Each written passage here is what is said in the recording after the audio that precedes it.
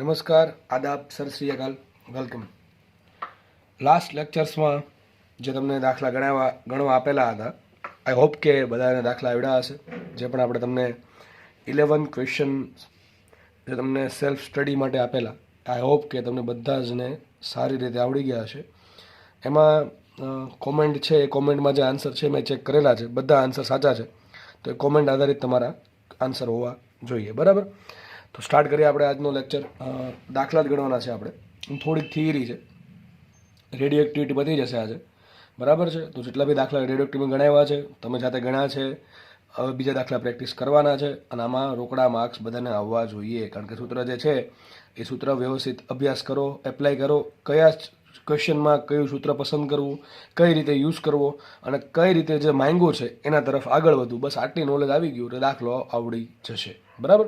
Start કરીએ આપણે. તો રકમ લખી છે, બે તત્વો એ અને બી માટે ક્ષય નિયતાંક. ક્ષય નિયતાંક એટલે લેમડા. ટૂંકમાં બે તત્વો છે એ અને બી, એના માટે આપણે લેમડા આપ્યા છે 0.1 ડે -1. જો અહીં ડેમાં આપ્યો છે ડે -1, બરાબર છે, અને 0.2 ડે -1. ઓકે. પ્રારંભમાં એની એક્ટિવિટી કરતાં બીની એક્ટિવિટી ત્રીજા ભાગની છે. શરૂઆતમાં શું થયું, એની એક્ટિવિટી જે છે એ બી કરતાં ત્રીજા ભાગની છે, મતલબ કે એની એક્ટિવિટી બી કરતાં ત્રીજા ભાગની છે. આગળ વધીએ. સોરી, એની એક્ટિવિટી કરતાં બીની એક્ટિવિટી, ઓકે. તો એની એક્ટિવિટી કરતાં બીની એક્ટિવિટી ત્રીજા ભાગની છે, બરાબર. આપણે જોશું હમણાં. આગળ લખે છે, બંને વડે બનતા મિશ્રણની પ્રારંભિક એક્ટિવિટી 2 મિલીક્યુરી છે, તો 10 દિવસ પછી મિશ્રણની એક્ટિવિટી કેટલી હશે? હવે છે એવું કે એક મિશ્રણ છે, સમજો શું છે, એક મિશ્રણ છે. એમાં ન્યુક્લિયસ તત્વ એ છે ને તત્વ બી છે, તો ન્યુક્લિયસ એ છે ને ન્યુક્લિયસ બી છે, અલગ અલગ ન્યુક્લિયસો છે. હવે એ પોતાની રીતે શું થાય છે, વિભંજન પામે છે, એની કંઈક એક્ટિવિટી છે, અને બીની કંઈક પોતાની એક્ટિવિટી છે. તો થયું એવું, એ જે મિશ્રણ હતું એ મિશ્રણની પ્રારંભિક એક્ટિવિટી 2 મિલીક્યુરી છે, અને એ મિશ્રણમાં પ્રારંભમાં એની એક્ટિવિટી કરતાં બીની એક્ટિવિટી ત્રીજા ભાગની છે. હવે થાય છે એવું કે એ અને બી બંને અલગ અલગ એક્ટિવિટી ધરાવે છે પ્રારંભમાં, અને બંનેના લેમડા પણ અલગ અલગ છે. ટૂંકમાં બંને માટે આઈ જે છે એક્ટિવિટી એ અલગ અલગ હશે. તો ક્વેશ્ચન એમ છે કે 10 દિવસ પછી મિશ્રણની એક્ટિવિટી કેટલી હોય. તમને એક સૂત્ર આપી દો, યાદ રાખજો, સીધું યાદ રાખજો ગુજરાતીમાં, કે ભાઈ યાદ રાખજો હંમેશા, મિશ્રણની કોઈ પણ મિશ્રણની એક્ટિવિટી કેટલી હોય, બરાબર શું આવશે, તેમાં રહેલા તત્વો અથવા તત્વોની એક્ટિવિટીનો સરવાળો. તમને કેટલા, 2 તત્વો આપે, 3 આપે, 4 આપે, 5 આપે, એ ફરક પડે નહીં. યાદ રાખજો, બધાને સૂત્ર યાદ રાખવાનું છે કે ભાઈ કોઈ પણ મિશ્રણ છે એમાં એક કરતાં વધારે તત્વો છે અથવા ન્યુક્લિયસો છે, અને એ પોતાની રીતે અલગ અલગ એક્ટિવિટી ધરાવે છે. તો મિશ્રણની એક્ટિવિટી કેટલી આવશે, તો તેમાં રહેલા જે પણ તત્વો છે એની એક્ટિવિટીના સરવાળા બરાબર આવશે. અમારે ક્વેશ્ચન વિચારવાનું છે. મને ક્વેશ્ચનમાં શું કીધું છે, 10 દિવસ પછી મિશ્રણની એક્ટિવિટી કેટલી હશે. મિશ્રણની એક્ટિવિટી ક્યારે મળે મને? મિશ્રણની એક્ટિવિટી એટલે શું થાય, એમાં રહેલા તત્વોની એક્ટિવિટી. તત્વો કયા કયા છે, એ છે ને બી છે. સમજો ભાઈ, દાખલો કેમ ગણવો, તમારા મનમાં કઈ ટાઈપના વિચાર આવવા જોઈએ એ તમને શીખવાડું છું, 1 બાય 1 સિક્વન્શિયલી. તો મારે શોધવી છે 10 દિવસ પછી મિશ્રણની એક્ટિવિટી. તો સીધી વાત છે, મિશ્રણની એક્ટિવિટી શું મળે, તો તેમાં રહેલા જે તત્વો છે એની એક્ટિવિટીનો સરવાળો. તો મારી પાસે 2 તત્વો છે, એક છે એ ને એક છે બી. તો મારે 10 દિવસ પછી એની એક્ટિવિટી કેટલી છે અને બીની એક્ટિવિટી કેટલી છે, એ બેનો શું કરવો પડે, સરવાળો કરવો પડે, તો મને મારો જવાબ મળી જાય, બરાબર છે. તો મારે શું કરવું પડે, 10 દિવસ પછી એની એક્ટિવિટી કેટલી છે શોધવી પડે. હવે 10 દિવસ પછી એની એક્ટિવિટી દેટ ઇઝ આઈ. તો આઈ શોધવાના ઘણા બધા સૂત્ર છે. આઈ બરાબર લેમડા એન, પણ આઈ બરાબર લેમડા એન તમે મૂકશો આમાં, તો આઈ થિંક તમને એન નહીં મળે, બરાબર. તમને ડાયરેક્ટલી એન તો કે આપ્યું જ છે નહીં. આઈ આપણે શોધવાનું છે, બરાબર થાય લેમડા ઇન્ટુ એન. લેમડા આપ્યું છે પણ કેપિટલ એન આપ્યું નથી. ન્યુક્લિયસની કેટલી સંખ્યા છે આપણને આપી નથી. તો ચલો એ રીત તો ગઈ સાઈડમાં. બીજું કયું, આઈ બરાબર ડીએન બાય ડીટી. ચલો એ તો એની વ્યાખ્યા જ છે, એમાં બીજું કંઈ આપ્યું નથી, બરાબર. ડીએન અને ડીટી વચ્ચે કંઈ કીધું નથી, બરાબર. તો એ પણ ચાલશે નહીં. તો વાત કોની કરવાની, અરે સાહેબ પ્રારંભિક એક્ટિવિટી આપે અને પ્રારંભિક એક્ટિવિટીની વાત હોય તો શું સૂત્ર આવશે, આઈ બરાબર I0 e⁻, જો સૂત્ર 2 છે, અહીં સાઈડમાં લખું છું. એક તો છે આઈ બરાબર I0 e⁻ લેમડા ટી, અને એક છે આઈના છેદમાં I0 બરાબર 1/2 n ઘાત. બીજું સૂત્ર હતું આઈ બરાબર લેમડા, અને ચોથું સૂત્ર હતું આઈ બરાબર dn બાય dt. આ 4 સૂત્ર આધારિત દાખલો સોલ્વ થાય. પણ રકમમાં તમને ક્યાંય એનની વાત હતી એટલે આ 2 સૂત્ર ચાલશે ને. અને એમ ખબર પડી જાય કે રકમમાં પ્રારંભિક એક્ટિવિટીની વાત છે તો આપણે 2માંથી એક સૂત્ર પસંદ કરવું પડે. હવે આ વપરાય કે આ વપરાય, હવે તમે કીધું છે આ ક્યારે વપરાય, તમને અર્ધ આયુષ્યની વાત કરી હોય અને સમયની વાત કરી તો આ સૂત્ર વાપરશું આપણે આવડું. 2n વાળું. અને જ્યારે લેમડાની વાત કરીએ તો આપણે આ રીત ઇઝી રીતે સૂત્ર કહ્યું આપણે એક વસ્તુ બાકી થઈ ગઈ કે આપણે I બરાબર I0 e raise to minus lambda t વાપરવાનું છે. હવે કરવાનું છે મિશ્રણની એક્ટિવિટી શોધવાની છે. મિશ્રણની એક્ટિવિટી શોધવી એટલે A અને B ની એક્ટિવિટી શોધીને એનો શું કરી નાખવાનું સરવાળો.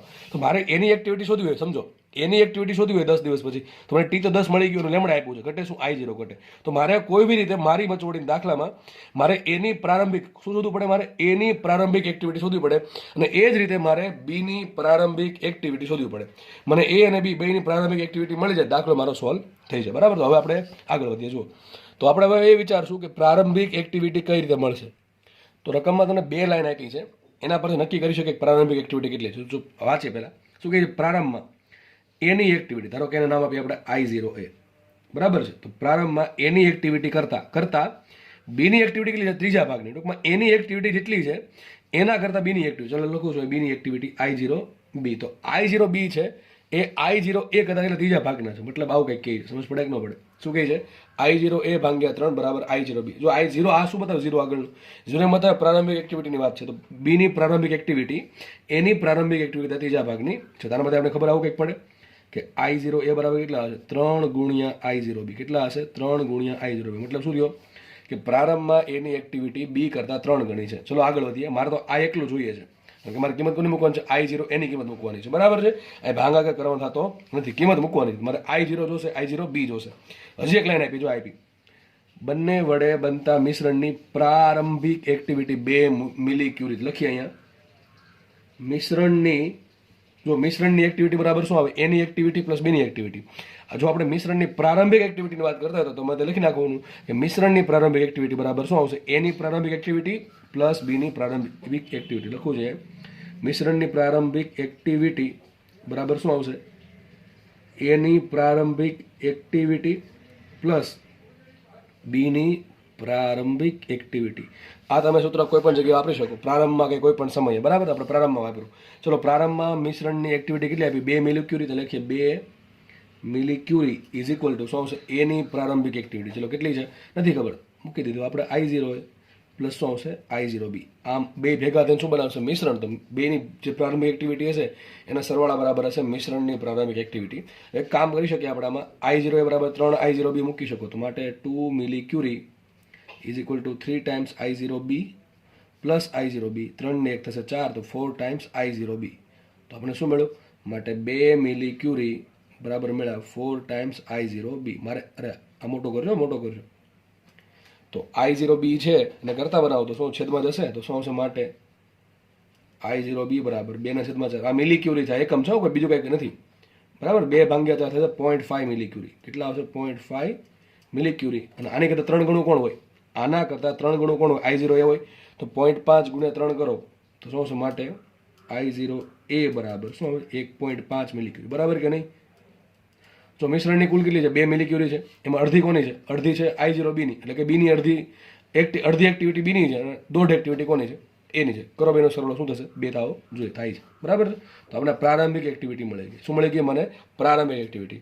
હવે મારે શોધવાની છે મિશ્રણની એક્ટિવિટી 10 દિવસ પછી. તો એના માટે શોધવું પડે મારે એની એક્ટિવિટી 10 દિવસ પછી અને બીની એક્ટિવિટી 10 દિવસ પછી. લખીએ તો આફ્ટર 10 ડેઝ, આફ્ટર 10 ડેઝ.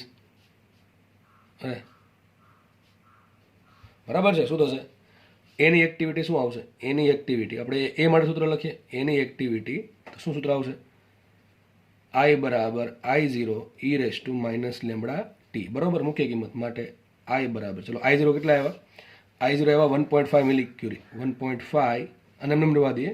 ટૂંકમાં આપણો આન્સર મિલીક્યુરીમાં આવે. In short E raise to એમને રાખો માઇનસ લેમડા. ચલો એ માટે લેમડા કેટલા આપ્યા, 0.1 ડેઝ. કેટલા આપ્યા, 0.1. તો 0.1 ગુણ્યા 10 દિવસ કેટલા આપ્યા, દિવસ આપણે લખાય T બરાબર 10 ડેઝ. ડેઝમાં રાખશું. બરાબર. સેકન્ડમાં ફેરવવાની જરૂર છે નહીં કારણ કે ડેઝ ઉડી જવાના છે. તો આમાં લેમડાની કિંમત મૂકી 0.1. બરાબર. 0.1 ડેઝ -1 અને ટી કેટલા છે, 10. તો ગુણ્યા 10 કરો તો શું આવશે, માટે I બરાબર 1.5 ના છેદમાં શું આવશે, આ વિચારો, એની 0.1 ઇન્ટુ 10 એટલે થઈ ગયો 1. તો એની કેટલી ઘાત આવે, -1 આવે, જશે ક્યાં, છેદમાં મિલીક્યુરી. આને શું મળ્યું, એની એક્ટિવિટી મળી. શું મળી મને, એની એક્ટિવિટી 10 દિવસ પછી. ચલો સેમ રીતે આપણે ફાઇન્ડ કરીએ બીની એક્ટિવિટી. ચલો બીની એક્ટિવિટી તો શું આવશે, IB બરાબર અહીંયા શું આવે, I0A આવે. તે પ્રમાણે અહીંયા આવશે I0B E raise to minus lambda T. હકીકત લેમડા બી મૂકવું પડે, બરાબર? તમે સમજદાર છો, ખબર પડી ગઈ શું કરવાનું છે આપણે માટે. આઈ બી બરાબર શું? ચલો I0 બી એટલે બીની પ્રારંભિક એક્ટિવિટી કેટલી? એ છે 0.5 મિલીક્યુરી. તો અહીંયા આવશે 0.5 millicurie e raise to minus lambda. Lambda કેટલું છે? લેમડા છે 0.2 ડેઝ -1. તો આવશે 0.2 ઇન્ટુ કેટલા દિવસ? 10. તો ગુણ્યા કરી દઈએ 10, બરાબર? તો શું આવશે માટે આઈ બી બરાબર 0.5 મિલીક્યુરીમાં છેદમાં, જો આ શું થશે? 0.2, આ 0.2 છે ગુણ્યા 10. તો 0.2 ગુણ્યા 10 ને કહેવાય 2. તો કેટલી ઘાત આવશે? એની -2 ઘાત આવે. -2 જવા તો છેદમાં, તો શું આવે? 1/e², બરાબર? તો 0.5 ના છેદમાં e², આ આવશે મિલીક્યુરી. હવે તમને કહી દઉં છું ભાઈ, તમને ખબર હશે 1/e બરાબર શું તમે કીધું હતું? 0.36 કીધું હતું. અને 1/e² બરાબર શું આવે? લગભગ છે ને 0.136 આવે. યાદ રહી જાય એવું છે, કારણ કે આવી ઘણી બધી જરૂર પડે હવે તમને, બરાબર છે? તો આ બે કિંમત છે ને તમારે સાથે મૂકવાની છે આમાં, અને તમારે IA અને IB શોધવાનું છે, લખવાનું છે. એટલે દાખલો આખી છે. તો તમે કીધું મિશ્રણની એક્ટિવિટી લખવાનું છે 10 દિવસ પછી, 10 ડેઝ પછી, આફ્ટર 10 ડેઝ મિશ્રણની એક્ટિવિટી શું આવશે? એક્ટિવિટી ઓફ મિક્સચર શું આવશે? 10 દિવસ પછીની એની એક્ટિવિટી પ્લસ 10 દિવસ પછી બીની એક્ટિવિટીની. તમારે કંઈક જવાબ આવશે, અહીંયા કંઈક જવાબ આવશે. બેનો કરો સરવાળો, તમને શું મળી જશે? મિશ્રણની એક્ટિવિટી મળશે, પણ શેમાં? મિલીક્યુરીમાં. શેમાં મળશે? મિલીક્યુરીમાં. કારણ કે શરૂઆતમાં તમને એક્ટિવિટી મિલીક્યુરીમાં. ડેફિનેટલી આન્સર 2 થી ઓછો જ આવવાનો, કારણ કે શું ખબર છે આપણને, જેમ જેમ સમય જાય એમ એક્ટિવિટી ઘટવી જોઈએ. તમારો આન્સર 2 થી અથવા 2 જેટલો આવે, એનાથી વધારે આવે તો માનો દાખલો ખોટો છે, એનો આન્સર ડેફિનેટલી 2 થી ઓછો જ આવશે, બરાબર? જસ્ટ આટલી ગણતરી જાતે કરી લેજો. 1.5 ગુણ્યા 0.36 કરવાના અને 0.5 ગુણ્યા 0.136 કરવાના. બહુ ઇઝી છે, બધું અઘરું છે નહીં. કરો બેનો સરવાળો, તમારો જવાબ આવી જશે. આગળ વધીએ આપણે. તો બસ આ દાખલામાં મેઇન વસ્તુ એ જ છે કે ભાઈ આ સૂત્ર યાદ હોવું જોઈએ. મિશ્રણની એક્ટિવિટી બરાબર, એમાં જેટલા બી તત્વો આપ્યા છે એ બધાની એક્ટિવિટીનો સરવાળો. તમે 10 દિવસ પછી જોતી હોય તો 10 દિવસ પછીની એક્ટિવિટી મૂકવાની. પ્રારંભ જોતી હોય તો પ્રારંભ મૂકવાનું. 20 દિવસ પછી જોતી હોય મિશ્રણની તો દરેક જે તત્વ છે એની 20 દિવસ પછીની એક્ટિવિટી શોધી નાખવાની, બધાનો કરવો સરવાળો. એટલે તમારો દાખલો સોલ્વ થઈ જશે. દાખલો આઈ થિંક ઇઝી છે, બરાબર? આગળ વધીએ. નેક્સ્ટ ક્વેશ્ચન વાંચીએ. શું કહી દેજો? 100 મીટર ત્રિજ્યાના ગોળા પર રહેલું તત્વ 5 ગુણ્યા 10⁷ સેકન્ડ ઇન્વર્સ, મતલબ શું થાય? 1 સેકન્ડમાં આટલું, 1 સેકન્ડમાં 5 ગુણ્યા 10⁻, એટલે 5 કરોડ ના દરથી બીટા માઇનસ કણનું ઉત્સર્જન કરે છે. હવે તમે છે ને ઘડીક પૂરતું એવું માની લો ભાઈ કે બીટા માઇનસ કણ એટલે ઇલેક્ટ્રોન. શું છે? ઇલેક્ટ્રોન. સમજો ખાલી એવું કે 100 મીટર ત્રિજ્યાના ગોળા પર રહેલું તત્વ 5 કરોડ બીટા માઇનસ કણનું ઉત્સર્જન કરે 1 સેકન્ડમાં. સમજો શું કહે છે? આનો મતલબ સમજો, 5 ગુણ્યા 10⁻, એટલે 5 કરોડ થયા. સેકન્ડ માઇનસ એટલે કે પર સેકન્ડ, 1 સેકન્ડમાં, બરાબર છે?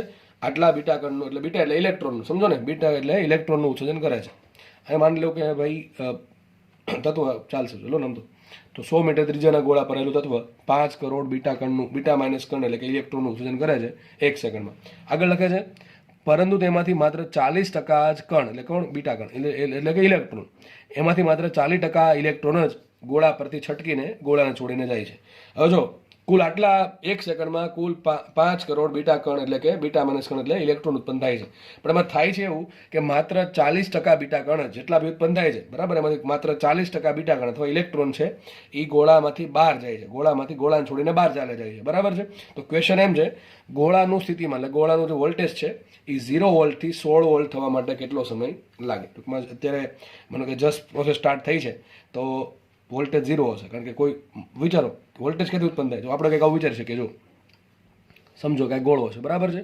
એની રેડિયસ તમને આપી કેપિટલ R, કેટલી આપી? ત્રિજ્યા કેપિટલ R આપી છે, બરાબર? હવે આમાંથી શું થાય છે? બીટા કણનું એટલે કે ઇલેક્ટ્રોનનું ઉત્સર્જન થાય છે. આ મને કહો કે માનો કે કોઈ પણ વસ્તુ છે એ ઇલેક્ટ્રોન ગુમાવે, કોઈ વસ્તુ ઇલેક્ટ્રોન ગુમાવે તો એ વસ્તુ ધન વિદ્યુત ભારિત થાય કે ઋણ વિદ્યુત ભારિત થાય? તો સર ધન વિદ્યુત ભારિત થાય. તો એવું જ થાય છે. આ જે ગોળો છે એ શું ઉત્પન્ન કરે? ઇલેક્ટ્રોન ઉત્પન્ન કરે છે. એમાંથી ઇલેક્ટ્રોન છે ને જેટલા માનો કે 100 ઇલેક્ટ્રોન ઉત્પન્ન કરે છે, એમાંથી 100 ઇલેક્ટ્રોનમાંથી માત્ર 40 ઇલેક્ટ્રોન જ ગોળામાંથી બહાર જાય છે. મતલબ શું થયો? ગોળો કેટલા ઇલેક્ટ્રોન ઉત્પન્ન કરે જરૂર નથી, પણ કેટલા ઇલેક્ટ્રોન ગુમાવે છે એ જરૂરી છે. તો મતલબ એમ થયો કે 40% ઇલેક્ટ્રોન ગોળો ગુમાવે છે, બરાબર કે નહીં? જેટલા બી ઉત્પન્ન કરશે એમાંથી 40% ઇલેક્ટ્રોન જ ગોળો ગુમાવી શકે છે. તો ગોળા પાસે ચાર્જ આવશે કે નહીં આવે? માનો કે ગોળા પાસે કોઈ સમયે આ પ્રમાણે 1 સેકન્ડમાં 5 કરોડ ગુમાવે છે, બરાબર? એમાંથી 5 કરોડ ઇલેક્ટ્રોન ઉત્પન્ન કરે છે, એમાંથી માત્ર 40% જ શું કરે છે? ગુમાવી દે છે. તો ધીમે ધીમે શું થશે? બરાબર, 40% ગુમાવ્યા પછી પાછી ફરી બીજી સેકન્ડમાં 40% ગુમાવ્યા.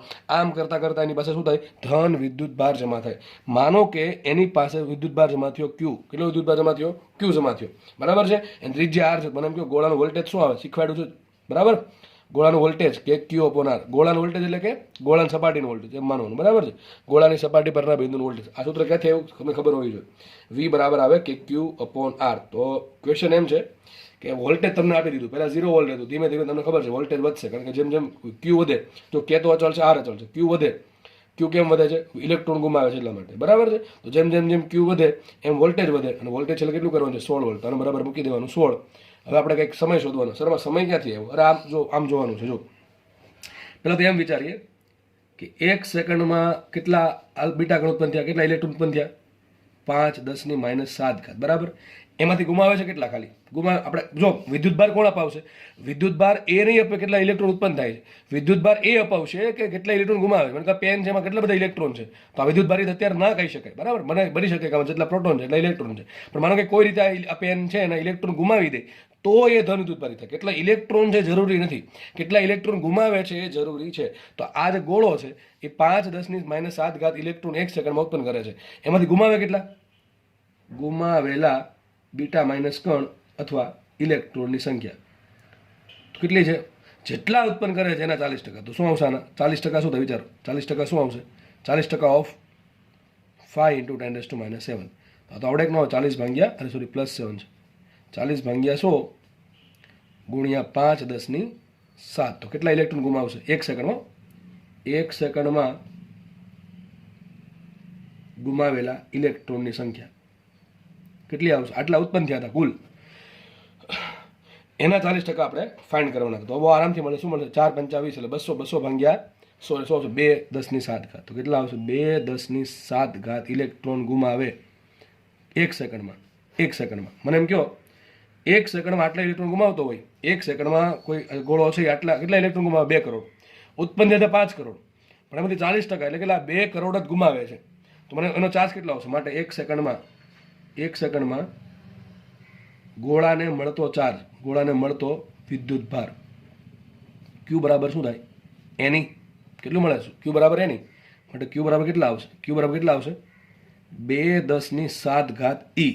ઈ શું છે ભાઈ? પેલો 1.6 વાળો, કારણ કે આપણે કુલમની વાત, વિદ્યુતભારની વાત કરીએ છીએ, બરાબર. તમને ખબર છે ક્યુ બરાબર એની. વિદ્યુતભારનું ક્વોન્ટમીકરણ ચેપ્ટર નંબર 1 યાદ કરો, થિયરી બનાવી હતી, બરાબર. સૂત્ર ત્યાં આપ્યું હતું. તો કેટલા ઇલેક્ટ્રોન ગુમાવે છે? આટલા 2 કરોડ. તો 1 સેકન્ડની વાત છે. 1 સેકન્ડમાં આટલો વિદ્યુતભાર મળે. 1 સેકન્ડમાં કેટલો વિદ્યુતભાર મળશે ગોળાને? 2×10⁷ ઈ જેટલો. ઈ શું મૂકવાનું તમારે? 1.6 10⁻⁹.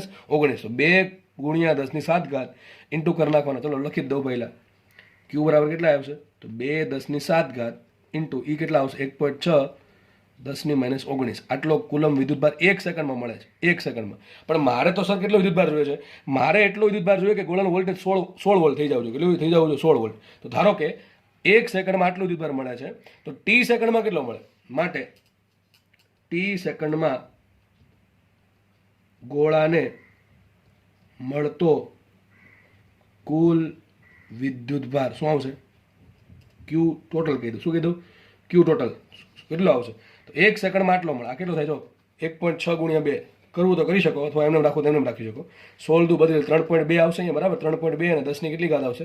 10⁻12. તો 3.2 ગુણ્યા 10⁻12. આટલો વિદ્યુતભાર 1 સેકન્ડમાં મળે. તો ટી સેકન્ડમાં કેટલો મળે? Into T. સિમ્પલ વાત છે, ત્રિપદી, બરાબર છે.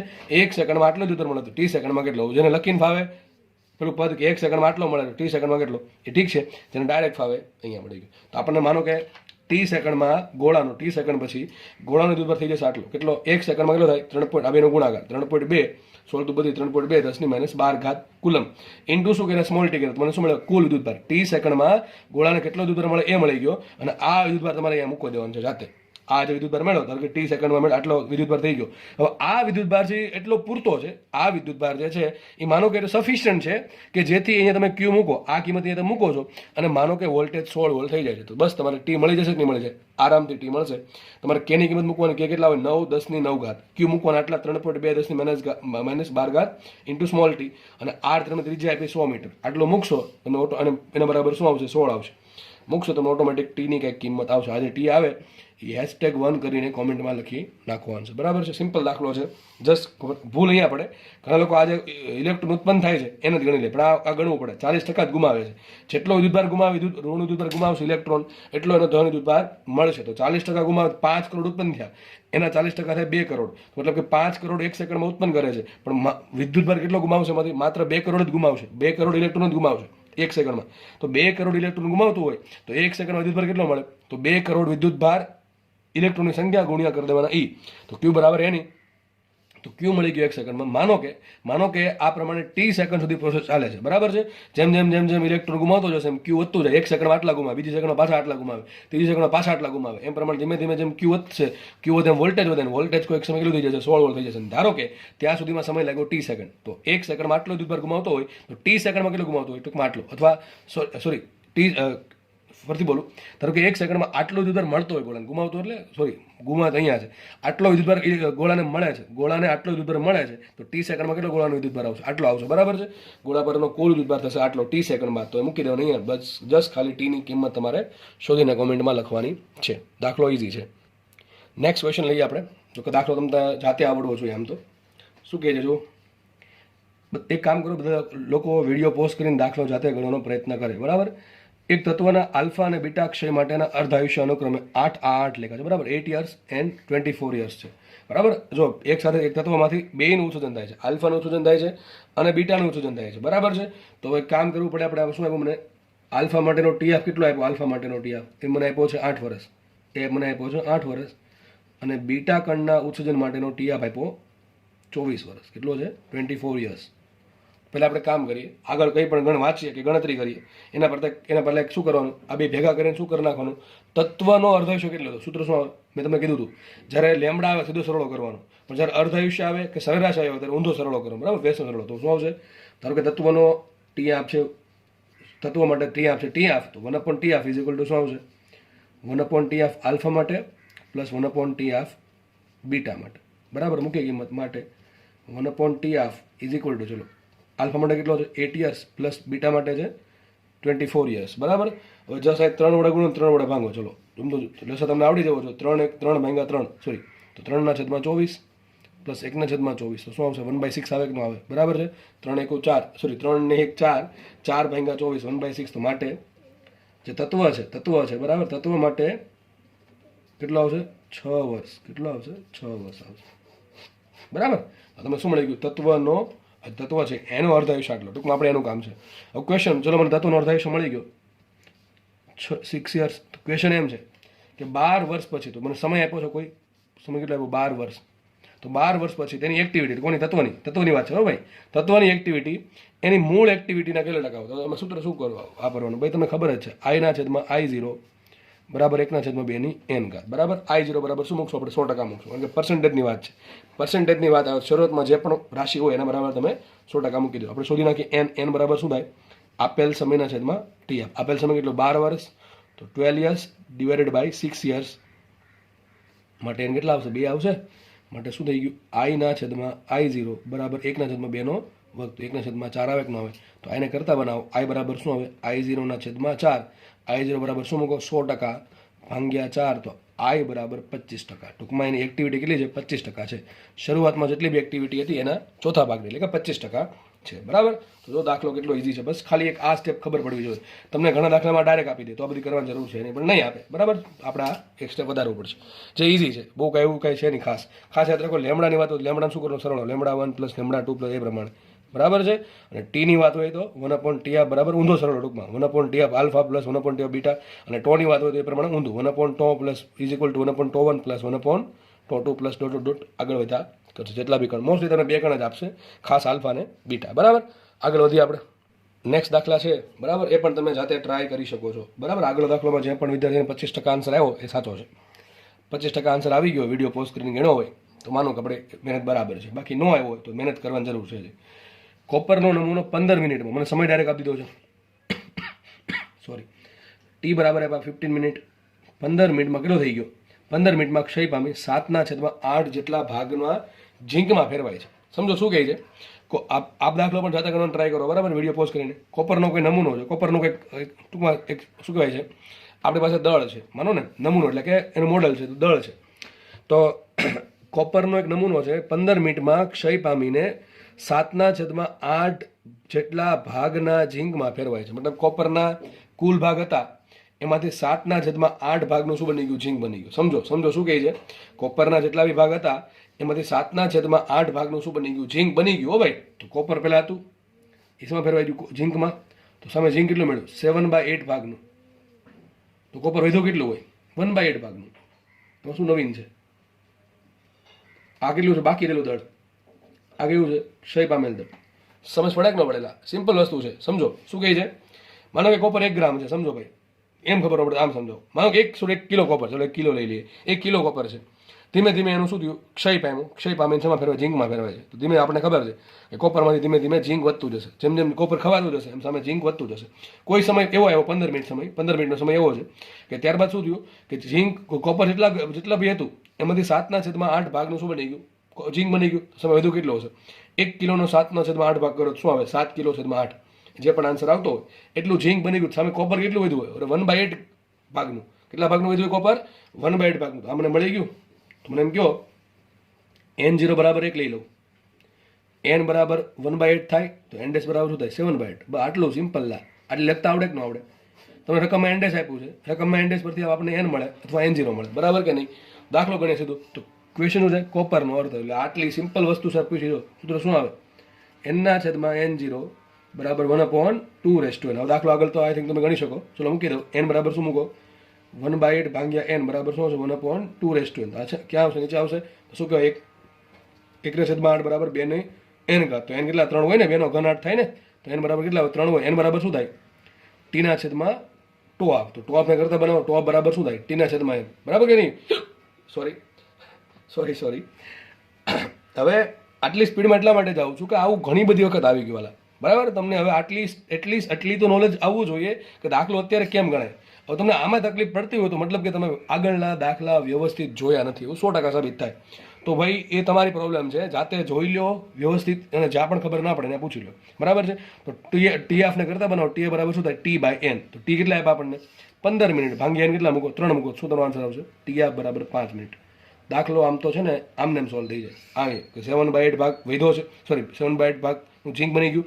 મતલબ કે 7/8 ભાગ ખવાઈ ગયો. તો કે ઝીંક ક્યારે બને? ખવાય તો જ. તો 7/8 ભાગ ખવાઈ ગયો તો વધે કેટલો ભાગ? 1/8 ઘાત. 1/8 ભાગ વધે. 1/8 ભાગને શું કહેવાય? 2 નો ઘન, બરાબર કે નહીં? તો n/n0 શું આવશે? 1/8 આવશે. એટલે 2 નો ઘન આવશે. n કેટલા આવે? 3 આવે. n 3 આવે તો 15 ભાગ્યા 3 મારો જવાબ 5 મિનિટ આવે. આ દાખલો લગભગ મનમાં 15 સેકન્ડમાં થઈ જાય, ખબર પડતી હોય તો. અને ના થાય તો કંઈ વાંધો નહીં, પેન તો આપણને આપી છે, યુઝ કરી લેવાનું. અને મગજ તો બધા ભાઈ છે જ. ચલો આગળ વધીએ, ફટાફટ આગળ દાખલો જોઈએ. અર્ધ આયુષ્યના અર્ધ સમયમાં શું કહે છે? જો અર્ધ આયુષ્યનો અર્ધ સમય કેટલો લેવાનો છે? અર્ધ આયુષ્યનો અડધો. સમજ પડે કે નહીં? અત્યારે આપણે જે દાખલા ગણ્યા છે એમાં મોટા ભાગે સમય કેવા આવો આ રીતે 3 ગણો, 4 ગણો, 5 ગણો. આ થોડોક અલગ છે દાખલો. અલગ એટલે કે અડધો સમય આવે એમ કહે છે, એક કરતા ઓછો. તો અર્ધ આયુષ્યના અર્ધ સમયમાં તત્વના દાખલો આઈએમપી પહેલી વાત તો એ, કારણ કે આવા દાખલા પૂછાય છે ભાઈ. વિભંજિત ભાગની પર્સન્ટેજ શોધો. ટૂંકમાં કેટલા ટકા વિભંજિત ભાગ છે અર્ધ આયુષ્યના અર્ધ સમયમાં. એમ તમને કે અર્ધ આયુષ્યના જેટલા સમયમાં કેટલો હોય? તો 50% વિભંજિત હોય, 50% અવિભંજિત. એ તો ખબર છે. પણ આ તો એમ કીધું છે વિભંજિત ભાગના અર્ધ સમયમાં, સોરી અર્ધ આયુષ્યના અર્ધ સમયમાં કેટલા ભાગ વિભંજિત હોય.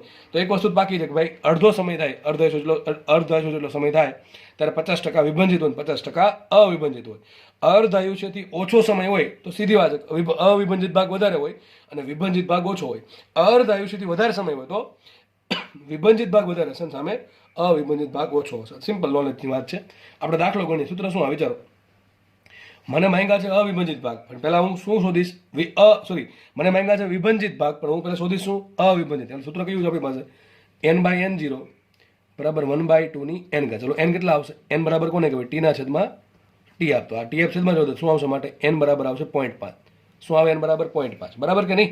અરે આ મૂકો કિંમત એવું હોય તો આ t છેદમાં જો શું આવે? t/t બરાબર 1/2, n બરાબર 0.5. મૂકીએ કિંમત તો n/n0 બરાબર 1/2 ની અડધી ઘાત. અને શું કહેવાય √2 કહેવાય. શું કહેવાય આને?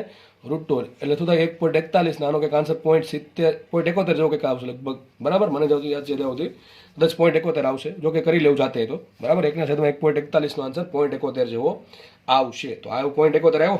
મૂકો કિંમત માટે n બરાબર શું આવે? n0 ઇન્ટુ 0.71, બરાબર. તો મૂકો, ચલો શું મૂકવાનું છે? પર્સન્ટેજ શોધવાનું છે ને. તો શરૂઆતમાં જે હોય ને બરાબર 100% મૂકી દઈએ. n0 બરાબર શું મૂકી દઈએ? 100% ગુણ્યા 0.71 માટે n કેટલા આવ્યા? 71%. મતલબ શું થયો કે શરૂઆતમાં તત્વ સંખ્યા કેટલી હતી? 100% હતી. હવે આ શું મળ્યું તમને? બાકી રહેલી મળે. શું મળ્યું? n એટલે બાકી રહેલું, એટલે શું થાય? અવિભાજિત. શું મળ્યું? અવિભાજિત. ખાસ રકમમાં વાંચવાનું મને માંગ્યું શું છે? વિભાજિત માંગ્યું. શું માંગ્યું? વિભાજિત માંગ્યું. અને ભૂલથી તમે 71% ટીક કરીને એક તો આ ગણતરી કરી હોય, યાદ રાખ્યું હોય, રિવિઝન કર્યું હોય, મહેનત કરી હોય, પ્રેક્ટિસ કરી હોય, અને આટલી નાનકડી ભૂલ માટે આપણા 5 માર્ક જાય, એ ભાઈ કદાપી સ્વીકાર્ય નથી. સમજ પડે કે ન પડે? આટલી ભૂલ કરવાની નહીં ભાઈ. ઘણા લોકોને, ખાસ હોશિયાર વિદ્યાર્થીઓ, બરાબર, જે લોકો મહેનત કરે છે એની વાત છે, એ લોકો આવી ભૂલ વધારે કરતા હોય છે. બાકી તુક્કા મારવા માટે તો કંઈ ભૂલ આડી આવતી જ નથી. સમજ પડે કે નહીં? ભાઈ આવી નાનકડી ભૂલ કરવી નહીં, કારણ કે તમને તો લોસ ઘણો જશે એનાથી, બરાબર છે. તો આ મને 71% શું મળ્યું? અવિભાજિત ભાગ મળ્યો. મને માંગ્યો છે વિભાજિત ભાગ, તો સિમ્પલ લખીએ વિભાજિત ભાગના પર્સન્ટેજ, ધેટ ઇઝ એનડેસ કેટલા હશે? 29%. કેટલા હોય? 29%, બરાબર કે નહીં? તો 71 છે, 100માંથી 71 બાદ કરો તો 100% હતો ભાગ, એમાંથી 71% વધ્યો, મતલબ કે 29% ખવાઈ ગયો હશે, એટલે કે ક્ષય પામ્યો હશે, એટલે કે વિભંજન પામ્યો, વિભંજન પામ્યો હશે, બરાબર. દાખલો પૂરો. આગળ વધીએ, નેક્સ્ટ દાખલો ગણીએ. દાખલો સારો છે, બરાબર છે. એક દાખલામાં ઘણું બધું શીખવા મળશે. જોકે આમ તો છેલ્લો દાખલો છે, પણ આમ શીખવાનું હતું બધું નીકળી ગયું છે. આમ તો જે શીખેલા છે ને એનો કોન્સેપ્ટ અહીંયા યુઝ કરવાનો છે, બરાબર. દાખલા આમ ટૂંકમાં ઘણી મોટી રકમ આપી છે આપણને, અને આપણે 1 બાય 1 વાંચતા જશું, બરાબર. એક લીટી અને એક લીટી વાંચીને નક્કી કરતા જશું હવે શું કરવું છે, બરાબર. આગળ દેજો શું કહે છે? તત્વો P અને Q ક્ષય પામીને સ્થાયી તત્વ R બનાવે. પહેલા મિશ્રણ જેવું છે, સમજો કે ભાઈ એક તત્વ છે P, એક તત્વ છે Q, બેનું શું થાય છે? ક્ષય થાય છે. આમાંથી R બને છે અને Q માંથી R બને. સમજ પડે? તો R બનવાના બે રસ્તા છે. P માંથી P નું ખવાણ થયું તો R બને, અને Q નું ખવાણથી પણ R બને છે. આગળ લખે છે T બરાબર 0 સમય બંનેની સંખ્યા 4n0 અને n0 છે. આ લખું છું P, આ લખું છું Q. આની સંખ્યા કેટલી આપી? શરૂઆતમાં 4n0 છે, આની સંખ્યા n0 છે. બંને ભેગા થઈને શું બનાવે? R બનાવે છે. આનું ક્ષય થાય છે અને આનું પણ ક્ષય થાય છે. આગળ લખું તેમના અર્ધાયુષ્ય અનુક્રમે 1 મિનિટ ને 2 મિનિટ છે. લખું છું આનો TF કેટલો છે? આનો TF છે 1 મિનિટ, આનો TF છે 2 મિનિટ. સમજો મતલબ શું થાય આનો? 1 મિનિટનો TF એનો મતલબ શું થાય કે 1 સેકન્ડ પછી, સોરી 1 મિનિટ પછી આની સંખ્યા અડધી થઈ જાય. તો અત્યારે સંખ્યા કેટલી છે? 4n0 છે. 1 મિનિટ પછી કેટલી હશે? 2n0 હશે. સમજ પડે કે ન પડે? આનો અર્ધાયુષ્ય 2 મિનિટ છે, મતલબ શું થાય કે આની 2 મિનિટ પછી સંખ્યા અડધી થાય. અત્યારે સંખ્યા કેટલી? n0 છે. 2 મિનિટ પછી સંખ્યા હશે એની n0/2. સમજ પડે કે ન પડે? તો તમે આ પ્રમાણે પણ દાખલો ગણી શકશો. હું છેલ્લે વાત કર્યું એની. તો ક્વેશ્ચન આપણે એટલું વાંચી નાખ્યું. આગળ લખ્યા છે જે સમયે Pની અને Qની સંખ્યા સમાન હોય. શું કહે છે? જે સમયે Pની અને Qની બેની સંખ્યા સમાન થાય એ સમયે Rની સંખ્યા શોધવાની છે. બહુ મસ્ત દાખલો. શું કહે તમને? P ને Q બેનું ખવાણ થાય શું બને? R બને છે. હવે P છે એની સંખ્યા અલગ છે શરૂઆતમાં, Qની સંખ્યા અલગ છે, Pનું અર્ધાયુષ્ય અલગ છે, Qનું અર્ધાયુષ્ય અલગ છે, અને સંખ્યા ભલે વધારે છે. જો Pની સંખ્યા વધારે છે પણ અર્ધાયુષ્ય બહુ નાનો છે, એટલે કે 1 મિનિટમાં અડધું થઈ જાય. સમજ પડે કે ન પડે? અને આની સંખ્યા ભલે ઓછી છે પણ એનો અર્ધાયુષ્ય મોટો છે, બરાબર કે નહીં? તો જો આની સંખ્યા વધારે પણ અર્ધાયુષ્ય નાનો, એટલે ફટાફટ ખવાડ થશે આનું. અને આનો સંખ્યા નાની ઓછી છે શરૂઆતથી જ તે, પણ એનો અર્ધાયુષ્ય આનાથી ડબલ ગણો છે. એટલે ટૂંકમાં ઓછા દરથી, આનાથી અડધા દરથી, એમ તો શું કહેવાય, P કરતાં ઓછા દરથી Qનું ખવાણ થશે, કારણ કે અર્ધાયુષ્ય મોટો છે. 2 મિનિટ એટલે મોટું કહેવાય 1 મિનિટ કરતાં, બરાબર. તો ક્વેશ્ચન સિમ્પલ અહીંથી મળે આપણને. ક્વેશ્ચન દાખલો ગણો ક્યાંથી? અહીંથી ગણવું માંગ્યું શું? આ તો તેનો જનરલ વસ્તુ દરેક દાખલામાં આપે. આ વસ્તુ છે કે જે સમયે Pની સંખ્યા અને Qની સંખ્યા, જો શરૂઆતમાં સંખ્યા સરખી છે, ના સર અલગ અલગ છે, તો ક્વેશ્ચન એમ છે જ્યારે Pની સંખ્યા અને Qની સંખ્યા સમાન થાય, ધારો કે Pની સંખ્યા છે NP કોઈ સમયની અને Qની સંખ્યા છે NQ, તો બે જ્યારે સમાન થાય એ સમયે તમારે R કેટલા છે શોધવાના છે. દાખલો મસ્ત દાખલો છે, ધ્યાન રાખજો. તો ક્વેશ્ચન શું કહે છે? Pની અને Qની બેની સંખ્યા સરખી થાય ત્યારે તમારે Rની સંખ્યા શોધવાની છે. સૂત્ર શું આવે? ચલો NPનું સૂત્ર શું આવશે વિચારો. હવે આમાં તમને લેમડા આપ્યો છે. ના, એક કામ કરીએ. ધારો કે સમય T છે, અહીંયા સમય T, બરાબર. બેન સમય તો સરખો જ લેવાનો છે. માનો કે T સમય બાદ બેન સંખ્યા સરખી થાય છે. T સમય બાદ બંનેની સંખ્યા સરખી થાય. આના માટે n બરાબર શું આવશે વિચારો? આના માટે n બરાબર શું આવશે? આપેલ સમય છેદમાં અર્ધ આયુષ્ય, તો આપેલ સમય કેટલો ટી, છેદમાં શું આવશે? અર્ધ આયુષ્ય 1. હું મારો જવાબ છે એ મિનિટમાં આવશે. મારો આન્સર છે આ ટી મને મિનિટમાં આપ્યો તો આપણે મિનિટમાં આવશે. સમજો ને ભાઈ, બરાબર? તો આના માટે આને લખી નાખું NP. તો P માટે n શું આવશે? n બરાબર આપેલ સમય છેદમાં અર્ધ આયુષ્ય, ટી ના છેદમાં 1.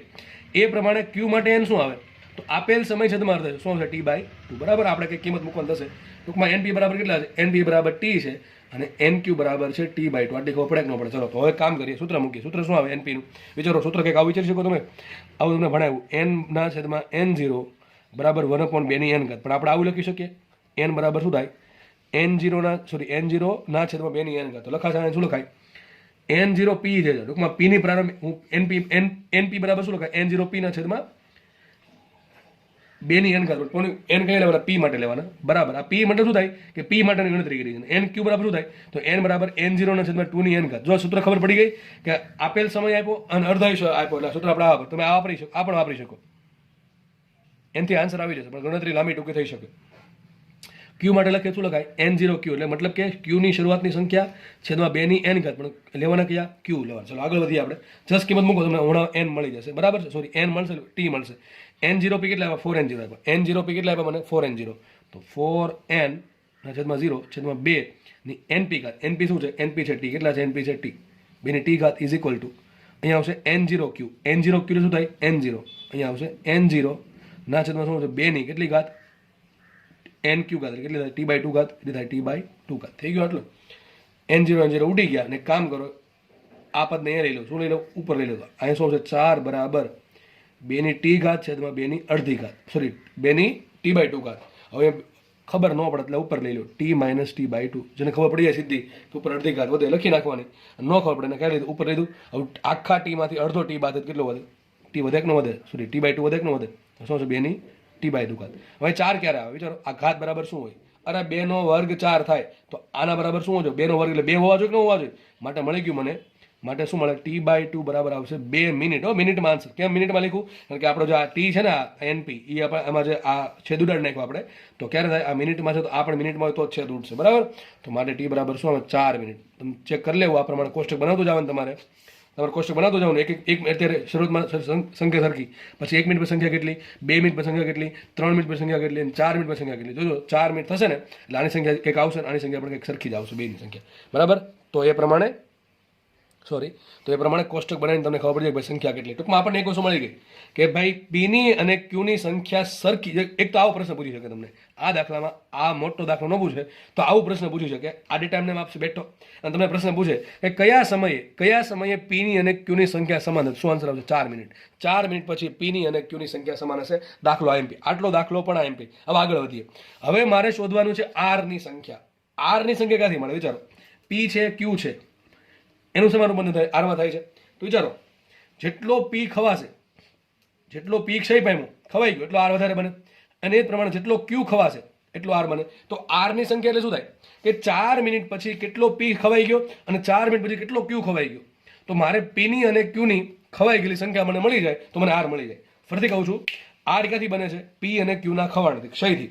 તો જેટલો પી ખવાશે એટલો વધારે આર બને, જેટલો ક્યુ ખવાશે એટલો વધારે આર બને. પણ મારે શોધવાનું શું છે? આરની સંખ્યા 4 મિનિટ પછી. તો મારે શોધવું શું પડે? 4 મિનિટ પછી કેટલી પી પાસે કેટલી સંખ્યા છે એ મને મળી જાય તો હું શું કરીશ? મને પી કેટલો ખવાઈ ગયો મળી જાય. અને ક્યુ પરથી શું મળશે મને? ટૂંકમાં 4 મિનિટ પછી કેટલો ક્યુ પાસે કુલ સંખ્યા કેટલી હતી શરૂઆતમાં, એમાંથી 4 મિનિટ પાસે કેટલી છે એટલે શું મળશે મને? 4 મિનિટ પછી ક્યુ પાસે કેટલી સંખ્યા ખવાઈ ગઈ, બેનો કરી સરળ તો મને શું મળશે? આર પાસે ટૂંકમાં આરની કિંમત કેટલી છે એ મળી ગઈ. હું અલગ પેજમાં દાખલો ગણું અહીંયા. તો આપણે શોધવું શું છે? હવે મારે શોધવું જો આ છે, 4 મિનિટ પછી પી અને ક્યુની ક્ષય પામેલા ન્યુક્લિયસની સંખ્યા. ચલો એ શોધવું છે. પણ તમને ખબર છે ક્ષય પામેલી ડાયરેક્ટ મળે નહીં. એના માટે શું કરવું પડે? આપણે પહેલાં કેટલી બાકી છે શોધવી પડે. સૂત્ર શું મૂકશું પાછું? ચલો મૂકીએ.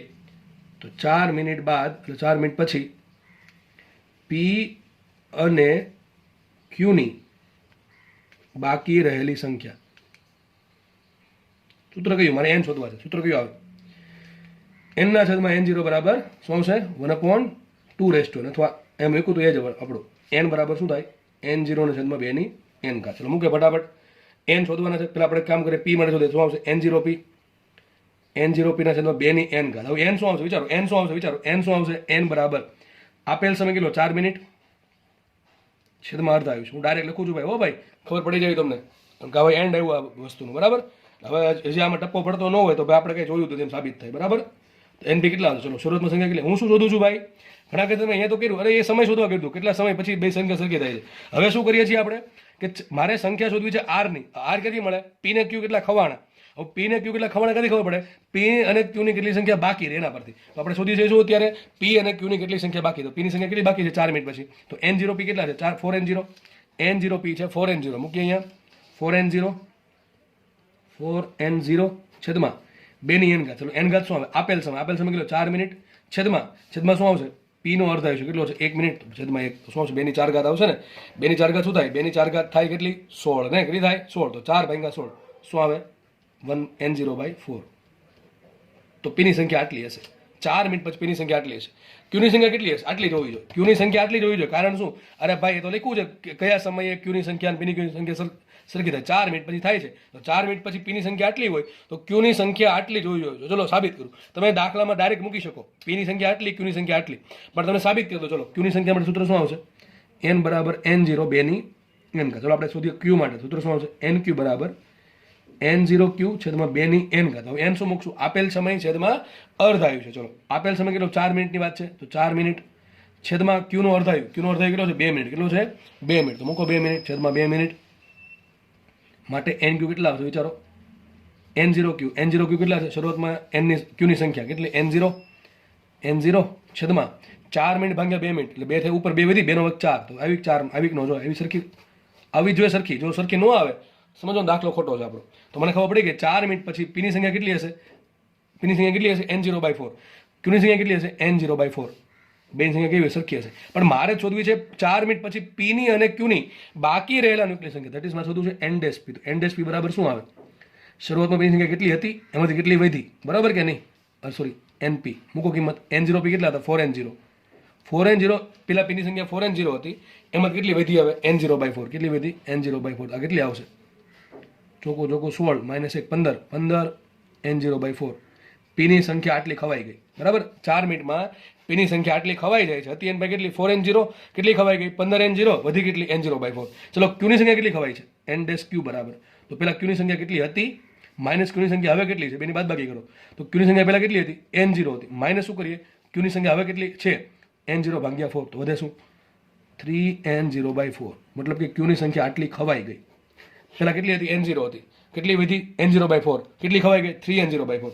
આ ખવાઈ ગયું, આમાં શું બને r બને, આ ખવાઈ ગયું, આમાં શું બને r બને. તો r ની કુલ સંખ્યા શું આવશે, r બરાબર p ની કેટલી સંખ્યા ખવાય છે પ્લસ q ની કેટલી સંખ્યા ખવાઈ ગઈ છે, એ ટૂંકમાં કેટલી ક્ષય પામી છે, બે નો કરો, ચલો તમારો જવાબ આવી ગયો. શું આન્સર આવશે 15n0/4 પ્લસ 3n0/4. તો શું આન્સર આવે 15 ને 3 18 n0/4, એટલે 18 ભાગ્યા 4 થાય, પાછા 9/2 થાય 4.5n0. કેટલો આવે આ તમારો જવાબ 4.5n0, 9/2 અથવા 18/4 n0. આ અહીંયા દાખલો પૂરો. દાખલો સારો દાખલો છે, એટલે ટૂંકમાં આમાં ઘણું બધું શીખવા મળ્યું. દાખલો ઇઝી છે પણ સારો છે, દાખલો થોડોક લેન્ધી છે, બરાબર, પણ દાખલો મજા આવે એવો છે. જેને ભાઈ બધું આવડતું હશે એને દાખલામાં કંઈ તકલીફ નહીં પડી હોય, જેને તકલીફ છે પહેલેથી એને તકલીફ રહેવાની. જ્યાં સુધી આગળની થિયરી અને આગળ જે ગણાવ્યા છે દાખલા એ ક્લિયર કટ નહીં આવડતા હોય, બની શકે કે તમને ના સમજ પડી હોય, અથવા એવું બને કે આ સમજાઈ ગયું ને એ પછી સમજાય જાય ભવિષ્યમાં, બરાબર, એવું બને, બરાબર. તો ટૂંકમાં જેને આગળ વ્યવસ્થિત ફોલો કરતા આવ્યા છે મને એને કંઈ તકલીફ પડી હશે નહીં. તો અહીંયા તમારે રેડિયો એક્ટિવ દાખલા બધા પૂરા થાય છે એવું લાગશે, તો એકાદ દાખલા 1-2 દાખલા એવું કંઈક હશે તો આપણે ગણાવશું. હવે આપણે નેક્સ્ટ ટોપિક તરફ મૂવ કરીએ. ચલો, તો નેક્સ્ટ ટોપિક છે આપણા માટે આલ્ફા અક્ષય, બીટા અક્ષય અને ગેમા અક્ષય.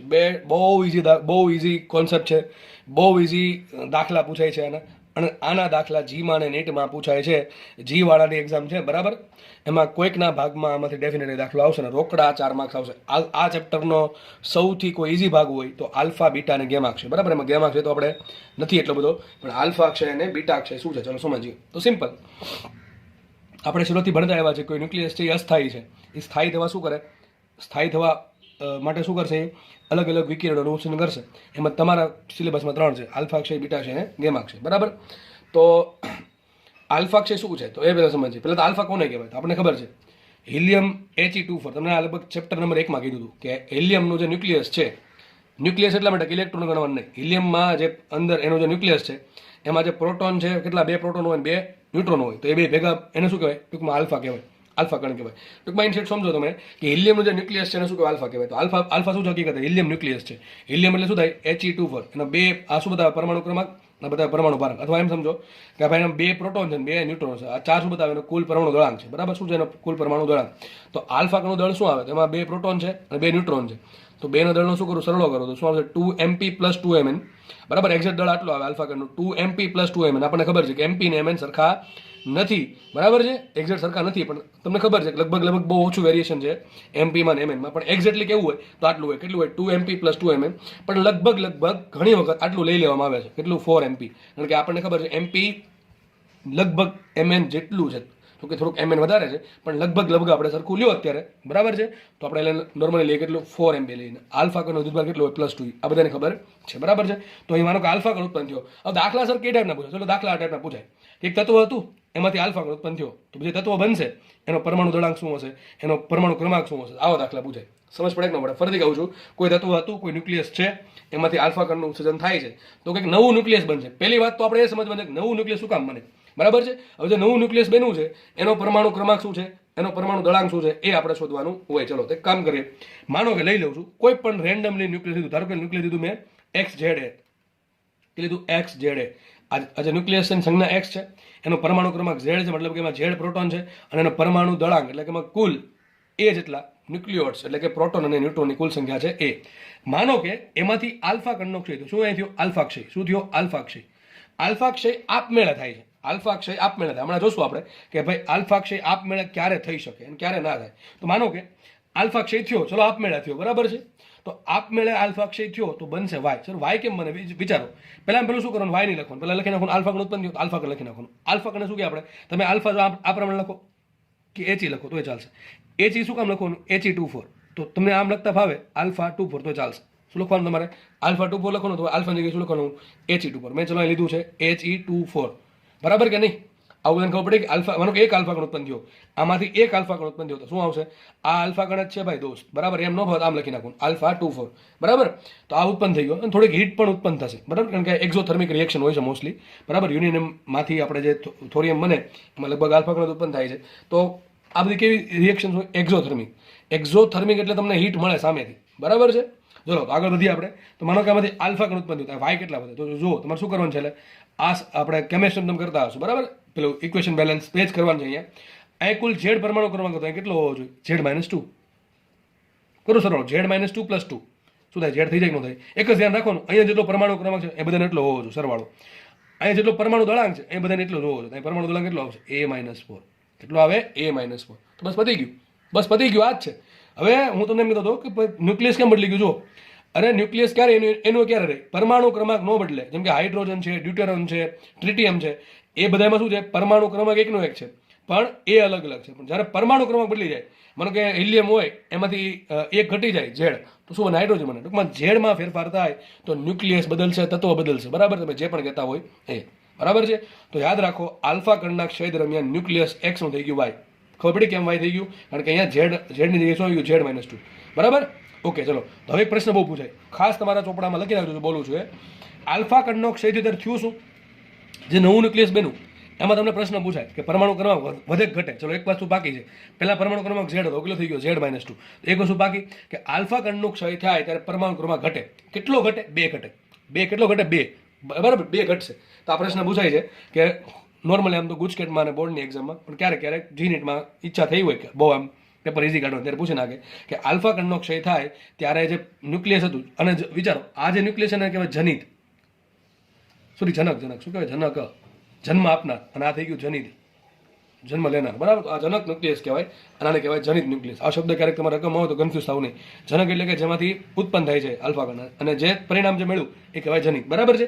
તો જે જનિત ન્યુક્લિયસ છે એ જનક ન્યુક્લિયસ કરતાં 2 પરમાણુ ક્રમાંક ઓછો હોય અને 4 જેટલો પરમાણુ દળાંક ઓછો. યાદ રાખજો, જનિત ન્યુક્લિયસ એટલે કે વાયનો X કરતાં આલ્ફા કણનું ઉત્સર્જન થયું Xમાંથી વાયમાં, તો જે વાય બન્યો એમાં પરમાણુ ક્રમાંક 2 જેટલો ઘટે અને પરમાણુ દળાંક 4 જેટલો ઘટે. આ પ્રશ્ન મોસ્ટ આઈએમપી. બરાબર? ઘણી વખત તમને પેપરમાં તમારે જોવા મળશે આડાવડો. એક આલ્ફા કણ ઉત્પન્ન થયો, 2 થયું હોય તો એ પ્રમાણે ચેન્જ થાય છે. 2 આવે, 2 મને ગુણાંક 2 આલ્ફા કણ ઉત્પન્ન થયા, તો તો 2 દુ 4 ને 4 દુ 8, તો શું ઝેડ -4 અને એ -8. પહેલા કેટલો હતો? એ હતો. હવે અહીં કેટલો? 4 દુ 8 અને કેટલો? એ -8 આવે. એટલું તમને બુદ્ધિ છે ભગવાન આપી કે તમે એટલું તો ગણી શકો. અહીં 3 ઉત્પન્ન થાય શું આવે? ટૂંકમાં એક ઓછું બાકી આલ્ફા કોણ ઉત્પન્ન થશે તો ઝેડ ઘટશે અને એ પણ ઘટશે. આપણે વાત કરતા હતા હીટની. ચલો કે સર આ હીટ ક્યાંથી ઉત્પન્ન થાય અને કેટલી હીટ ઉત્પન્ન થશે? હવે પહેલી વસ્તુ, આ પ્રક્રિયા આપમેળે ક્યારે થાય? જો તમને દળ છતી શીખવાડ્યું છે. શું શીખવાડ્યું? દળ છતી. માનો કે આનું દળ વધારે છે, આનું દળ વધારે છે, એની પાસે ઉર્જા વધારે છે. અને આ બે વસ્તુ બેની, વાય બેનું ને આલ્ફા બેનું, તો આ બેનું ભેગું દળ અને એકલાનું દળ. જો એક્સનું દળ વધારે હશે એની પાસે ઉર્જા વધારે હશે, બરાબર ને? કઈ ઉર્જા? mc². વિચારો, અને આનું દળ છે જેટલું બી દળ હોય એના કરતાં આનું દળ વધારે હોય તો જ પ્રક્રિયા આપમેળે થાય. બાકી પ્રક્રિયાને શું કરવું પડે? તમારે એક્સ માંથી વાય ઉત્પન્ન કરવું હોય, સોરી આલ્ફા ઉત્પન્ન કરવું હોય તો બહારથી ઉર્જા આપવી પડે. ક્યારે? જો એક્સ નું દળ આ બે કરતાં ઓછું હોય તો. માની લઈએ કે આ પ્રક્રિયા આપમેળે થાય છે તો કેટલી હીટ ઉત્પન્ન થશે? દળ છતી છે. દળ છતી કોને કહેવાય? તો એક્સ નું દળ કેટલું? mx. જો આ પ્રશ્ન mp, હો ભાઈ આ પ્રશ્ન mp. એક્સ નું દળ છે mx માઇનસ નિપજનું દળ કેટલું? કુલ નિપજ કુલ કેટલી છે? એક તો my પ્લસ m આલ્ફા, બરાબર ને? એક y બેનું ને એક આલ્ફા બેનું. બે હોય તો બે મૂકવા પડે, 2 આલ્ફા 2 m આલ્ફા, બરાબર. આટલું દળ હતું કોનું? આને શું કહે ખબર નહીં મને, પણ આમાં આપણે જનક કહીએ. ચલો, જનકનું દળ છે mx, બરાબર છે, માઇનસ જે નિપજ બેની. નિપજમાં બે વસ્તુ બને, y અને હિલિયમ, સોરી આલ્ફા. તો બેનું ભેગું દળ કેટલું? આ નિપજનું દળ આવશે my પ્લસ m આલ્ફા. માનો કે એક્સ ન્યુક્લિયસનું દળ આ બેના દળ કરતાં વધારે છે. કેટલું વધારે છે? આટલું. mx માઇનસ આટલું વધારે છે. તો એ જે દળ વધારે છે એનું રૂપાંતરણ થશે ક્યાં? ઉર્જામાં, બરાબર? કે આટલી ઉર્જા ઉત્પન્ન થાય, બરાબર છે. અને પ્રક્રિયા, આ માનો કે આનો આન્સર પોઝિટિવ આવે, mx માંથી બાદ કરો, એનો આન્સર પોઝિટિવ આવે. પોઝિટિવ ક્યારે આવશે? mx વધારે હોય તો. ટૂંકમાં આ સાઈડનું દળ વધારે હોય. આને વિચારો ને, આ સાઈડનું દળ વધારે અને ઉર્જા કેવી? વધારે. કઈ સૂત્ર? mc². અને આ સાઈડનું દળ જે પણ હશે એની ઉર્જા શું હશે? mc². હવે આનો એમ વધારે છે અને આનો એમ ઓછો છે તો શું આવશે? અહીંયા ઉર્જા વધારે છે. ઉર્જા વધારે છે તો જ્યારે આ બનશે ત્યારે આટલું તો બની ગયું, બરાબર. બાકીની કંઈક ઉર્જા વધશે, બરાબર કે નહીં? તો યાદ રાખો, જ્યારે જનકનું દળ જનિત કરતા એટલે કે નિપજ કરતા વધારે હોય ત્યારે ઉર્જા મળશે. કેટલી ઉર્જા મળશે? આટલી ઉર્જા મળશે. અથવા તમારે શું કરવાનું? આનો આન્સર તમારે ફાઇન્ડ કરવાનો છે એમાં AMUમાં. એને શું કરવાનું? 931 મેગા ઇલેક્ટ્રોન વોલ્ટનો ગુણ દેવાનો, તો પણ તમને આન્સર મળશે. આવું તમે દરેક પ્રક્રિયામાં કરી શકો, બરાબર છે. પ્રક્રિયા આપમેળે થાય કે ન થાય એનો આધાર કોના પર છે? ન્યુક્લિયસના દળ પર. કયા ન્યુક્લિયસ હતું એમાં શું બનવાના પર ડિપેન્ડ કરે, બરાબર કે નહીં? ચલો આપણે આગળ વધીએ. બીજો ક્ષય છે બીટા ક્ષય. બીટા ક્ષયમાં બે ભાગ પડે, બીટા માઇનસ બીટા પ્લસ. હવે સમજો ખાસ ભાઈ, સમજો, બહુ નાનકડું છે, આપણે બહુ મજા આવે એવું છે. બીટા ક્ષય કોને કહેવાય? ચલો, તો બીટા ક્ષયમાં પહેલા બે ભાગ પડ્યા. આપણે એક કામ કરીએ, બીટા ક્ષયમાં સમજતા પહેલા આ બીટા માઇનસ અને બીટા પ્લસની જાણકારી મેળવી લઈએ. બીટા, જો કે આપણે બહુ ઉપરથી માહિતી મેળવવાની છે, બહુ ડિટેલમાં જશું તો આખો અને ચેપ્ટર આના ગણી શકીએ. બીટા ક્ષય ઉપર આખું ચેપ્ટર ગણી શકો તમે, અથવા આ બે પર, બરાબર છે. બહુ ડિટેલમાં આપણે જવાનું થતું નથી, જેટલું જરૂર છે એટલું જ જાશું. હવે બીટા માઇનસ કોને કહેવાય? બીટા માઇનસ એટલે કે ઇલેક્ટ્રોન. પણ ક્યાંથી ઇલેક્ટ્રોન ઉત્પન્ન થયો હોય? ન્યુક્લિયસમાંથી ઉત્પન્ન થયેલો. જો કે લખી જ દઉં, ઉપર લખી નાખું, ન્યુક્લિયસમાંથી ઉત્પન્ન થયેલું. પહેલી વસ્તુ, બીટા માઇનસ એટલે થાય ઇલેક્ટ્રોન. પણ આ ઇલેક્ટ્રોન એવો છે કે જે ન્યુક્લિયસમાંથી ઉત્પન્ન થયો. અને બીટા પ્લસ એટલે થાય E પ્લસ, એને કહેવાય પોઝિટ્રોન. તમે શબ્દ સાંભળ્યો હશે, પોઝિટ્રોન. આને કહેવાય ઇલેક્ટ્રોન. ઇલેક્ટ્રોન. હવે સર આ ઇલેક્ટ્રોન ને પોઝિટ્રોનમાં શું ફરક? ચલો એ સાઈડમાં લખીએ. આપણે ત્રણનો ડિફરન્સ સમજીએ. ઇલેક્ટ્રોનને શું લખાય? જો ઇલેક્ટ્રોન આપણે E માઇનસ લખીએ. હવે ઘણી વખત તેમાં દળ લખવાની જરૂર પડે, આપણે આવું લખશું આને, સમીકરણ લખો ત્યારે E0 -1, બરાબર કે નહીં? આ 0 શું બતાવે કે ભાઈ ન્યુક્લિયસમાં જે ઇલેક્ટ્રોન છે એનું દળ છે એ કંઈક તો છે, પણ આ જે પ્રોટોન છે ન્યુટ્રોન કરતાં ઘણું ઓછું છે. આપણે મોસ્ટલી 0 લખીએ. શું લખીએ? 0 લખીએ છીએ. પછી લખશું આપણે E પ્લસને આપણે આવાનું લખશું, E પ્લસને એ પણ 0, બરાબર. આ શું છે? પોઝિટ્રોન છે. શું છે આ પોઝિટ્રોન છે? શું છે આ પોઝિટ્રોન છે? આ છે ઇલેક્ટ્રોન ઉપર લખો હોય. અને હવે લખું પ્રોટોન. શું લખું છું? પ્રોટોન. તો પ્રોટોન તો બધાને ખબર છે, પ્રોટોન ઉપર કેટલું? +1 આવે. દળ કેટલું એનું? +1 જ હોય, બરાબર. દળ એ કેટલું હોય ભાઈ? દળ MP હોય. આ બેનું દળ કેમ 0 0 લખ્યું છે? કારણ કે પ્રોટોન અને આ બધું ક્યાં ન્યુક્લિયસની વાત ચાલે છે. ન્યુક્લિયસમાં તમે કરો તો એક તો ઇલેક્ટ્રોન અને પ્રોટોન હોય નહીં. ક્યારે ઉત્પન્ન થાય આપણે જોશું, બરાબર છે. તો જ્યારે પ્રોટોનનું ન્યુટ્રોનનું પ્રોટોનમાં રૂપાંતરણ થાય ને ત્યારે ઇલેક્ટ્રોન પોઝિટ્રોન ઉત્પન્ન થાય, એ જોશું આપણે, બરાબર છે. તો જે આ પોઝિટ્રોન છે ને શું કહેવાય? E+1 0, બરાબર. અને ઇલેક્ટ્રોનને કહેશું આપણે E-1 0, પ્રોટોનને કહેશું આપણે E+1, બરાબર. હકીકત લખવું હોય તો જે પોઝિટ્રોન છે, હું સાઈડમાં તમને માહિતી આપી દેવાની. ઇલેક્ટ્રોન જેવા ગુણધર્મ, ઇલેક્ટ્રોન જેવા ગુણધર્મ. આ જે પોઝિટ્રોન છે ને દળ લગભગ ઇલેક્ટ્રોન જેટલું છે. હું શું કહું છું સમજો. પોઝિટ્રોનમાં શું ફરક? પોઝિટ્રોન અને પ્રોટોનમાં જો પોઝિટ્રોનનો વિદ્યુતભાર +1 +E, અને પ્રોટોન વિદ્યુતભાર પ્લસ ઈ. હવે વિચારો બેનો વિદ્યુતભાર સરખો હોય તો નામ કામ અલગ આપ્યું? નામ એટલા માટે અલગ આપવું પડ્યું કે આજે પોઝિટ્રોન છે ને એનું દળ અલગ છે. પ્રોટોનનું દળ કેટલું એમપી હોય, કેટલું દળ હોય એમપી, બરાબર, પ્રોટોનનું દળ હશે એમપી, પણ જે પોઝિટ્રોન છે એનું દળ એમપી નથી, કેટલું છે ઇલેક્ટ્રોન જેટલું છે. પણ પાછું સાલું એવું છે કે પોઝિટ્રોનનો ચાર્જ છે એ પાછો ઇલેક્ટ્રોનથી પ્લસ માઇનસમાં છે, પ્લસમાં છે, કેવો છે પ્લસમાં. તો પોઝિટ્રોન આપણે ઇલેક્ટ્રોન ન કહી શકીએ, કારણ શું? ઇલેક્ટ્રોનનો ચાર્જ આવે માઇનસ ઈ, પોઝિટ્રોનનો ચાર્જ આવે પ્લસ ઈ. ઇલેક્ટ્રોનનું દળ કેટલું એમી, તો પોઝિટ્રોનનું દળ એમી, તો ટૂંકમાં અલગ એટલા માટે અલગ નામ આપવું પડ્યું. સમજ પડે? એક તોનો ચાર્જ કેટલો, પ્રોટોન જેટલો, દળ કેટલું, ઇલેક્ટ્રોન જેટલું. આવું છે ભાઈ, બેનું અડધું અડધું લીધું, આનું લીધું ચાર્જ, આનું લીધું દળ, બરાબર. તો જે પોઝિટ્રોન છે યાદ રાખજો, પોઝિટ્રોન એટલે બીટા પ્લસ કણ. શું થાય? બીટા પ્લસ કણ. તો બીટા અક્ષરમાં બે ભાગ આવે, બીટા માઇનસ બીટા પ્લસ. મોટા ભાગે દાખલા તમને પૂછશે, એ કોઈ ના પૂછી શકે, પણ મોટા ભાગે ક્યારેક બીટા માઇનસ ના હોય છે, બરાબર, બીટા માઇનસના. તો બીટા માઇનસ એટલે ઇલેક્ટ્રોન, બીટા પ્લસ એટલે પોઝિટ્રોન, બરાબર. બીટા માઇનસ એટલે ઇલેક્ટ્રોન. ઇલેક્ટ્રોન ક્યાંથી ઉત્પન્ન થશે એ આપણે નેક્સ્ટ લેક્ચરમાં વાત કરશું. આ પોઝિટ્રોન શું છે તમને ખબર પડી જાય છે. પોઝિટ્રોન એટલે ઇલેક્ટ્રોન જેવો જ ગુણધર્મ ધરાવે, ઇલેક્ટ્રોન જ ગણો એને, બરાબર છે.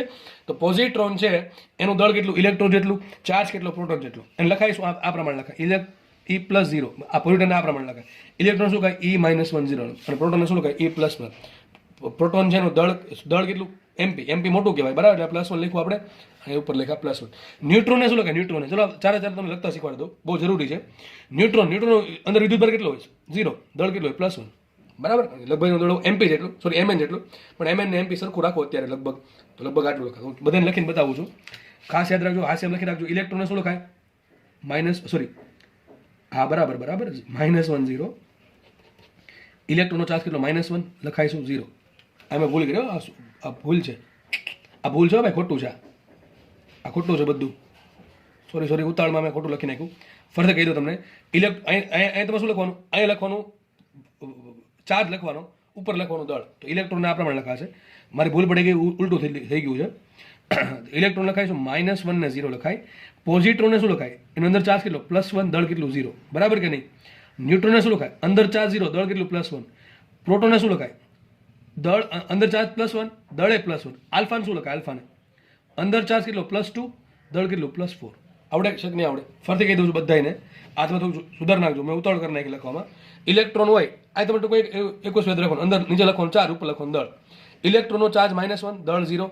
દળ 0 એટલે કે ઓછું છે, 0 દળ તો ન જ હોય, પણ 0 પોઈન્ટ સમથિંગ આવતું હોય તો 0 લઈ લઈએ આપણે. ઇલેક્ટ્રોનનો ચાર્જ -1, દળ 0. પોઝિટ્રોનનો ચાર્જ +1, દળ 0. ન્યુટ્રોનનો ચાર્જ 0 પણ દળ +1. પ્રોટોનનો ચાર્જ +1, દળે +1. આલ્ફા કણ છે, ચાર્જ +2 ને દળ +4, એટલે લીખું છે પ્લસ, ઉપર તો પ્લસ જ આવવાનું છે, બરાબર કે નહીં? દળ છે એટલે, પણ આપણે મોટા કે +1 એટલા માટે લખીએ કે આપણને +4 ખબર છે, A-4 લખવાની જરૂર ખબર પડે એમ. તો આ પ્રમાણે બધાને ખબર પડી જવી જોઈએ. નેક્સ્ટ લેક્ચરમાં આપણે બીટા અક્ષયને વધારે ડિટેલમાં સમજશું. જો કે હું પોઝિટ્રોનની વાત, ઇલેક્ટ્રોનની વાત ફરતી કરીશ, ને આપણે ડાયરેક્ટલી એના ઇક્વેશન જોશું, અને આપણે એના પરથી કન્ક્લુઝન આવશું, દાખલા ગણશું. ચાલે, બરાબર? ઓકે, ચલો, ધન્યવાદ, જય હિન્દ.